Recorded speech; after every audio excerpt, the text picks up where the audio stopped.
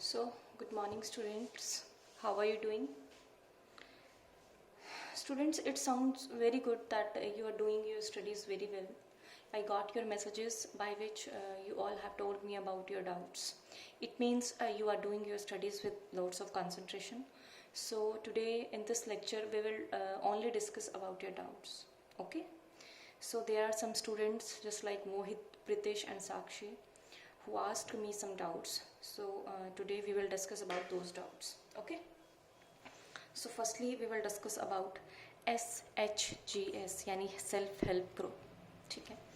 तो साक्षी ने मुझसे पूछा था कि हमने सेल्फ हेल्प ग्रुप की पॉजिटिविटी के बारे में पढ़ा, क्या कुछ नेगेटिविटी भी होती है, इनकी कुछ डिसएडवांटेजेस भी होते हैं. तो yes Sakshi, there are some disadvantages of self help groups. ठीक है. तो सबसे पहले हम डिस्कस करेंगे सेल्फ हेल्प ग्रुप्स की जो फॉर्मेशन होती है वो किसके द्वारा होती है. वो होती है आपकी वॉलंटियर्स के द्वारा. वॉलंटियर्स यानी वो लोग जो अपनी मर्जी से एक ग्रुप के साथ जुड़ते हैं. ठीक है. तो जब लोग अपनी मर्जी से जुड़ते हैं सो वहाँ पे क्या होते हैं, रूल्स एंड रेगुलेशंस बहुत ज़्यादा वीक होते हैं क्योंकि ये कोई फॉर्मल ऑर्गेनाइजेशन नहीं है. ठीक है. समटाइम्स बहुत अच्छे लेवल पे जाकर ये एक फॉर्मल ऑर्गेनाइजेशन में कन्वर्ट ज़रूर हो जाती है, लेकिन जो इसका इनिशियल जो स्टार्टिंग जो रहती है इसकी वो इनफॉर्मल तरीके से रहती है. कुछ लोग आपस में मिले और उन लोगों ने एक सेल्फ हेल्प ग्रुप को स्टार्ट किया.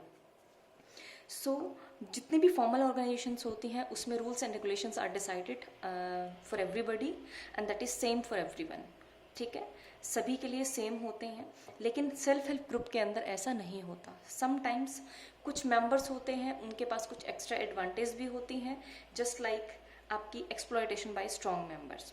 समटाइम्स क्या है कि आपके पास मान लो 20 मेंबर्स हैं किसी ऑर्गेनाइजेशन के अंदर and some of them are financially strong. वो फाइनेंशियली स्ट्रॉन्ग हैं तो वो हमेशा क्या करेंगे, वो हमेशा यही करेंगे कि वो अपनी सोचेंगे कि उनकी जो भी विशेज़ हैं या उनके जो भी रूल्स एंड रेगुलेशंस हैं उनको इम्प्लीमेंट किया जाए and everybody have to follow those rules and regulations. ठीक है. सो इसमें क्या होता है, इनका implementation of rules and regulations काफ़ी वीक रहती है, जिसके कारण क्या होते हैं, लोगों में कॉन्फ्लिक्ट्स होने के चांसेस ज़्यादा रहते हैं. कॉन्फ्लिक्ट्स यानी झगड़े. और जब आपस में मेंबर्स में झगड़े होंगे तो क्या होगा, लैक ऑफ कोऑर्डिनेशन अराइज होगा, यानी लोगों में सहयोग की जो भावना होगी वो कम हो जाएगी. जबकि इसका जो बेस था सेल्फ हेल्प ग्रुप का, दैट वाज द कोऑर्डिनेशन. वो सबसे बड़ा बेसिक कोऑर्डिनेशन था, कोऑपरेशन था. ठीक है. म्यूचुअल अंडरस्टैंडिंग थी. जब वही नहीं रहेगी तो इसका बेस क्या हो जाता है, वीक हो जाता है. अब जब इसका बेस वीक हो जाएगा तो क्या हो जाएगा, कुछ लोग डिससेटिस्फाई होंगे तो वो सोचेंगे कि हमें इस ग्रुप को छोड़ देना चाहिए. ठीक है. तो यानी ये लॉन्ग टर्म की सर्वाइवल तक हम नहीं कह सकते हैं कि सेल्फ हेल्प ग्रुप जो होते हैं बहुत ही लॉन्ग टाइम तक सर्वाइव करते हैं. तो लैक ऑफ स्टेबिलिटी यानी स्थिरता की भी इनके अंदर कमी होती है. यानी कुछ ग्रुप्स होते हैं जो बहुत लॉन्ग टर्म तक चलते हैं, लेकिन कुछ ग्रुप्स ऐसे भी होते हैं जो कुछ ही महीनों के बाद में ख़त्म हो जाते हैं या धीरे धीरे बिखर जाते हैं. अब इसके बाद में आपका एक्सप्लॉयटेशन बाय स्ट्रॉन्ग मेंबर्स. अब सेल्फ हेल्प ग्रुप का जो मोटिव होता है वो क्यों होता है, क्योंकि इसमें आने वाले मोस्टली जो लोग होते हैं वो फाइनेंशियली वीक होते हैं. तो क्या होता है, जो स्ट्रॉन्ग मेंबर्स होते हैं वो उनका फ़ायदा उठाते हैं. ठीक है. उसके बाद में जब सेल्फ हेल्प ग्रुप को फॉर्म किया गया था तो उसमें बहुत सारे जो लोग हैं यानी मोस्ट ऑफ द जो पीपल हैं उनकी फाइनेंशियल पोजीशन वीक है. अगर वो पैसे को इकट्ठा भी करते हैं तो एक जो बड़ा अमाउंट है वो उनके पास में कलेक्ट नहीं हो पाता है. तो समटाइम्स एक ग्रुप को रन करने के लिए, उसकी एक्टिविटीज़ को परफॉर्म करने के लिए जो पैसे की ज़रूरत होती है वो भी पूरी नहीं हो पाती है.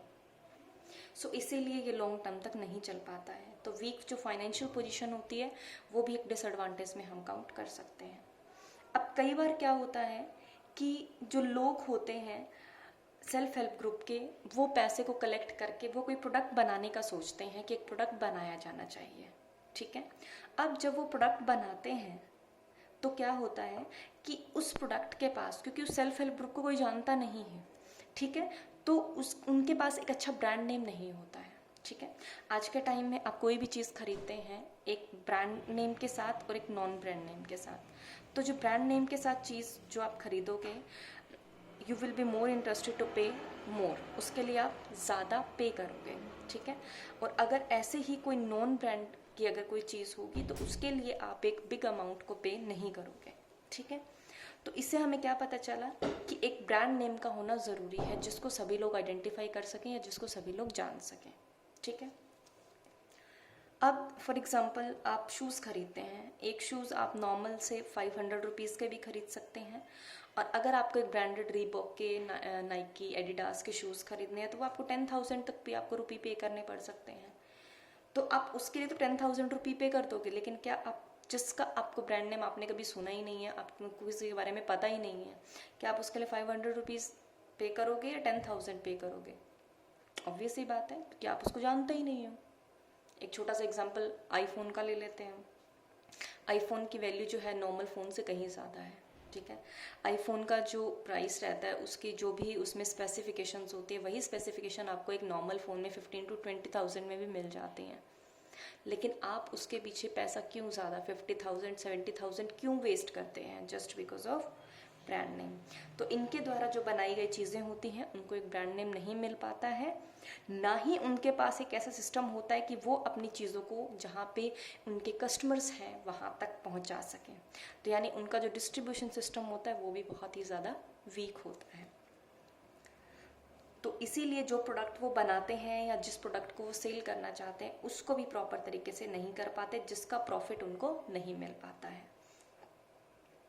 तो ये थी आपके कुछ डिसएडवांटेजेस, और भी होती हैं बहुत सारी, लेकिन ये कुछ मेन आपके डिसएडवांटेजेस हैं आपकी सेल्फ हेल्प ग्रुप्स की, ठीक है। नेक्स्ट डाउट है हमारा, आई थिंक ये जो डाउट था ये प्रीतिश ने मैसेज किया था मुझे।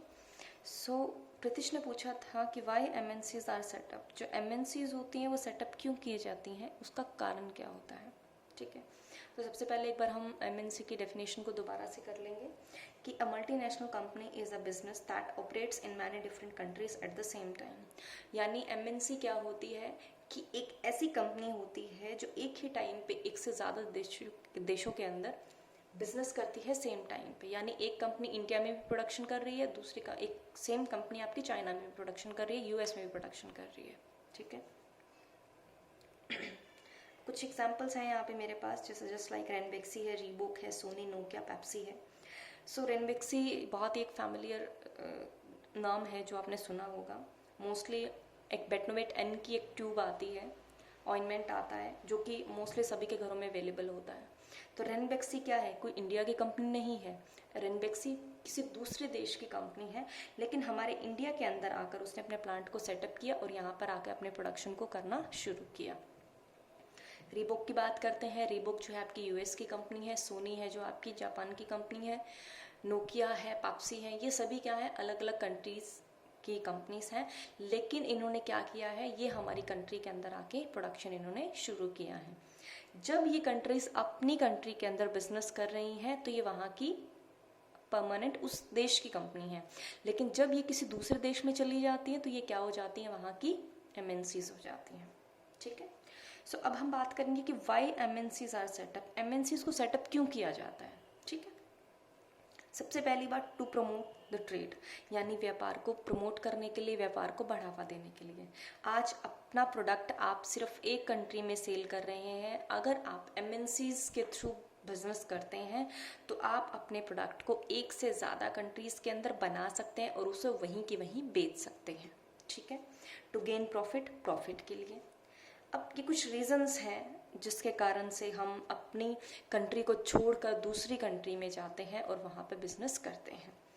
To getting a good price, sometimes क्या होता है, हमें अपने कंट्री के अंदर एक प्रोडक्ट का अच्छा प्राइस नहीं मिल पाता है, जबकि दूसरी कंट्री के अंदर जाके उसका एक बहुत अच्छा प्राइस लोग हमें देने को तैयार हो जाते हैं।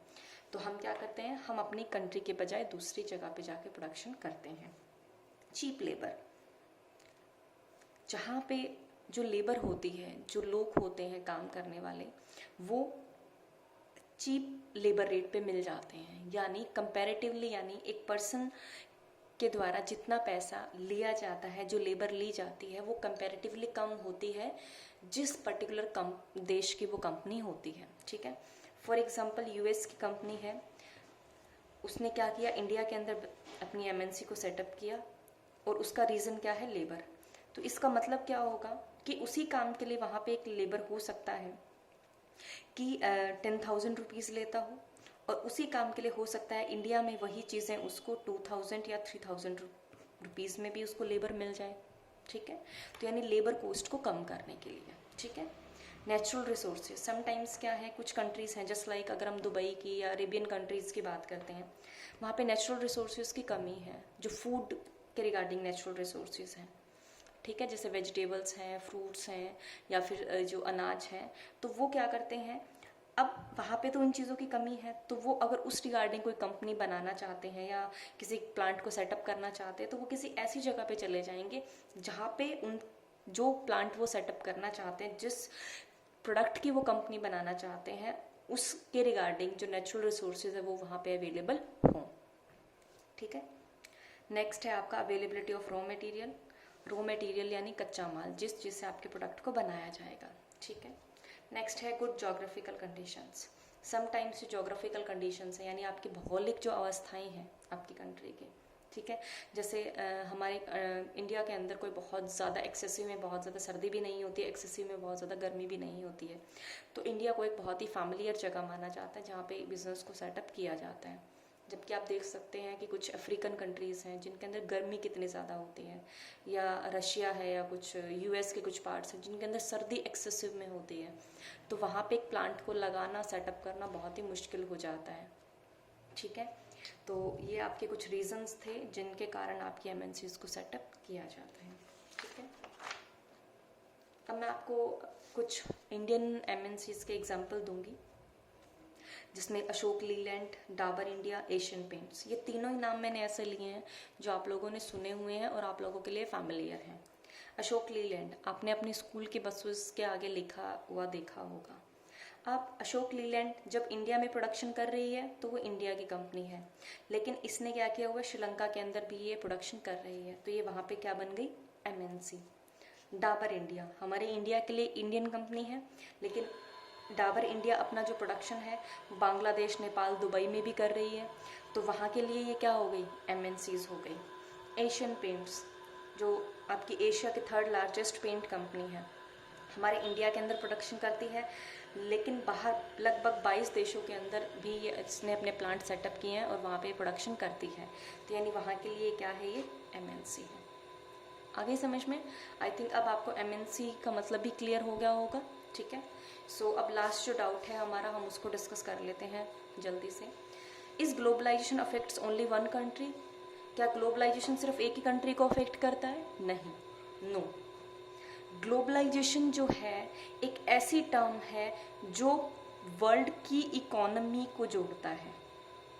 ठीक है, वर्ल्ड की इकोनॉमी को जोड़ने का मतलब है, जैसे फॉर एग्जांपल यहाँ पे ये कंट्रीज़ हैं, मैंने लिए हैं ABCDEFGH, ये सारी कंट्रीज़ हैं। अब इसमें G जो होगा D के साथ बिजनेस कर रहा है, D F के साथ कर रहा है, D C के साथ भी कर रहा है, D E के साथ भी कर रहा है, ऐसे ही H जो है G के साथ बिजनेस कर रहा है, D डायरेक्टली H के साथ कर रहा है।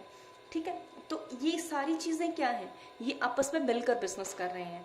तो जैसे ही एक कंट्री के अंदर जो प्रोडक्शन है वो शुरू हुई, तो धीरे धीरे क्या है, अगर उसको वहाँ पे प्रॉफिट मिलेगा तो वो दूसरी कंट्री में भी जाएगा। अगर उसको लग रहा है कि बी और डी जो आपके कंट्रीज़ हैं वहाँ पे मेरे प्रोडक्ट की वैल्यू ज़्यादा मुझे मिल रही है, तो इन दोनों देशों के पास जाएगा। अब यहाँ पे प्लांट सेटअप होंगे, उसका इंडस्ट्रीज़ पे भी इम्पेक्ट आएगा, जो लोकल आपकी छोटी मोटी इंडस्ट्रीज़ है उस पर भी आएगा, वहाँ के लोगों पे भी आएगा। ठीक है, तो कहीं ना कहीं जो ग्लोबलाइजेशन जो है वो पूरे वर्ल्ड की इकोनॉमी को मेंटेन भी करता है और कहीं ना कहीं उसे प्रमोट भी करता है, क्योंकि ग्लोबलाइजेशन सिर्फ एक कंट्री से दूसरी कंट्री तक नहीं जुड़ा हुआ है। ऐसा कोई रूल रेगुलेशन नहीं है कि एक कंट्री सिर्फ एक ही कंट्री के साथ बिजनेस कर सकता है। आप ओपन हो, आप जिस कंट्री के साथ बिजनेस करना चाहो आप उस कंट्री के साथ में अपने बिजनेस की एक्टिविटीज़ को कर सकते हो। ठीक है, लेकिन WTO वर्ल्ड ट्रेड ऑर्गेनाइजेशन के रूल्स के अकॉर्डिंग। ठीक है, so this was our doubt session. ये हमारा डाउट का सेशन था जिसमें आपने जो डाउट्स कहे वो मैंने समझाने की कोशिश की। ठीक है, सो आई थिंक अब आपको जो ये डाउट्स थे वो अच्छे से क्लियर हो गए होंगे। ठीक है, सो इनको अच्छे से एक बार वीडियो को देख लेना, फिर भी अगर आपको कोई डाउट लगता है तो we will discuss again it. ठीक है, so students this was today's lecture. So keep studying and stay at your home and stay safe. Have a good day. Bye.